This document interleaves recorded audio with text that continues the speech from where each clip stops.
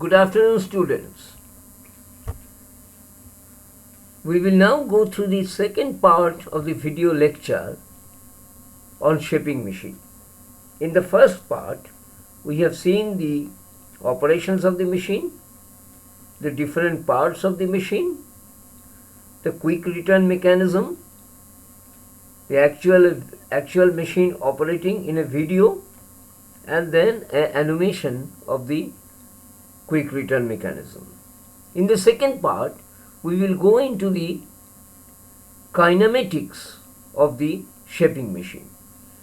Here in front of you is a diagram giving the kinematics of the shaping machine, which means the diagram of the motion in the shaping machine without any reference to any forces or any torque. Now you can see the drive motor here.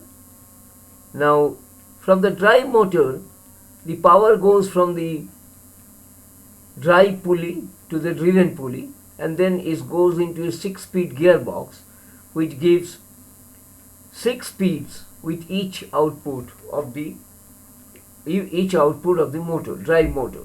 The power comes to this pinion. This pinion gives the drive to the bull gear, which you can see is rotating. Now when the bull gear rotates, here is the crank pin which also rotates. Now when the crank pin rotates from this way to this way, in the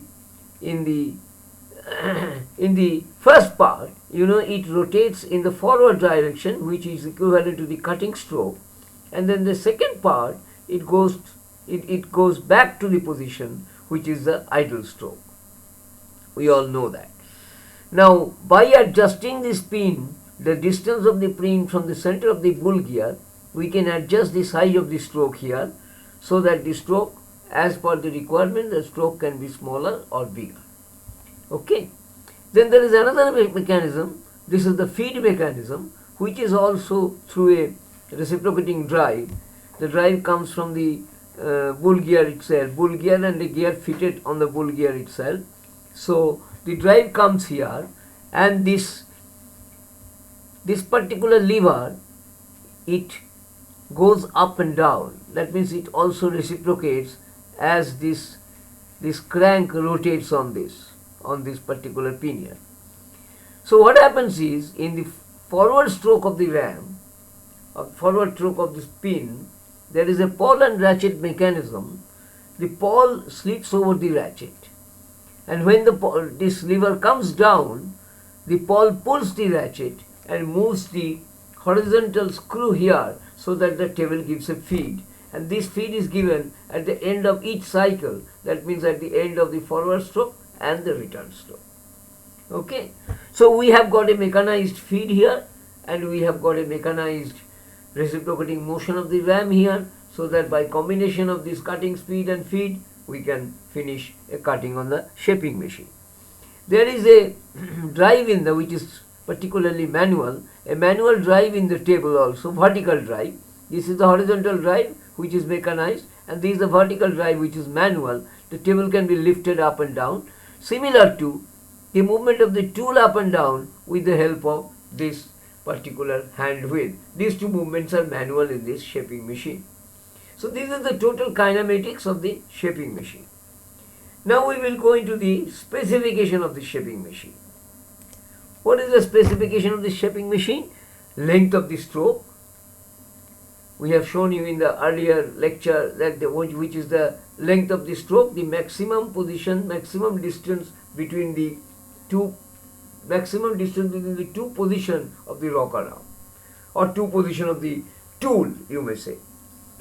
Length of the ram, total head feet, how much the feet can be given on the the manual feet can be given on the tool. Table surface area on the top and table surface area on the side, because two jobs can be mounted on the side also. Vertical traverse of the table, the manual traverse I have already shown just now, that there is a vertical traverse, and longitudinal traverse is the cross feed, is a feed that we give to the job. That is the longitudinal traverse of the table. The floor space required for the machine vice opening. There will be a vice mounted on the table, and the vice will have an opening. The maximum opening is the maximum size of the job that can be held. Horsepower or kilowatt of the machine and total weight of the machine. This is the specification of the shaping machine. Up to this, we have covered more or less all the aspects of a shaping machine.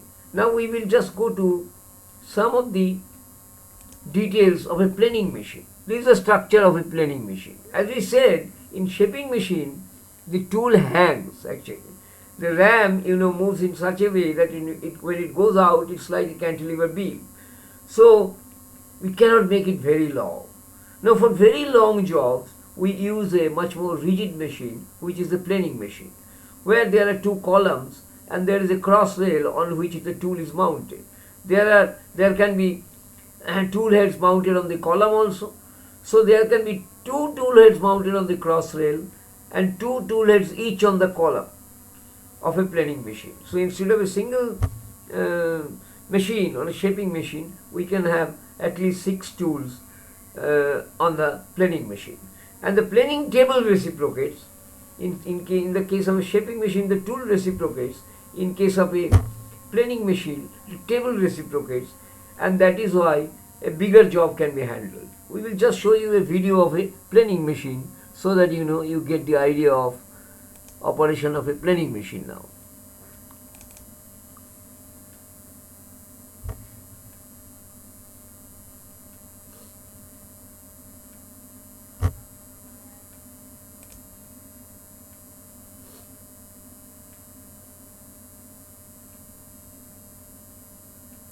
Just wait a little bit, let the video come.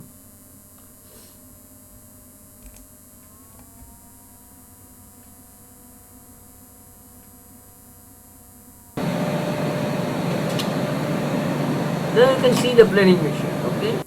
The operator is sitting quietly, the machine is working. You can see that the table, the large job is mounted.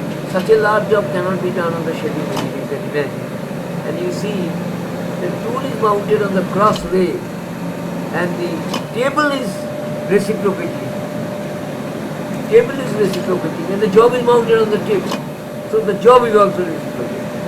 And here the cutting speed comes on the job, on the table or on the job, and the feed is given on the table, on the tool.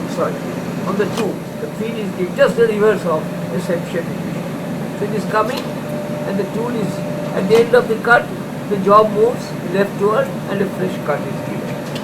And as I said, when the tool is released on the return stroke with the help of a clapper box, here it is done automatically by a mechanism.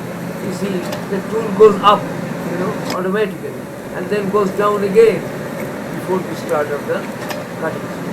দেখো একবার টুলটা একবার সোজা এসে cutting stroke চলে যাওয়ার পরেতে উঠে গেল, এই বেরিয়ে গেল, আবার নেমে গিয়ে আবার কাটিং স্ট্রোক। সেখানে ক্ল্যাপার বক্সের ফান্ডাটা নেই, এখানে একদম পুরোপুরি অটোমেটিক সব। So this is a huge machine. See the size of the casting that is being handled here. So this is the idea of a planing machine you can get now. Now we will go to just a write-up where the difference between a shaping machine and a planing machine is charted out. The difference between a planer and a shaper. Here it is shaping machine and here it is planing machine. In a shaper, ram moves in reciprocating back and forth. In a planing machine, the table reciprocates and moves back and forth. In shaper, cutting tool moves back and forth because it is mounted on the ram, and in planer, the workpiece moves up and down. Each stroke of cutting tool gives a feed in crosswise. Each stroke of workpiece, the feed is given by the feed screw. So here the feed is given on the tool, and in shaping machine the feed is given on the job. For the adjustment of ram stroke, crank mechanism are used. For the adjustment of platen gears, rack mechanism are used. Okay, the drive of the tool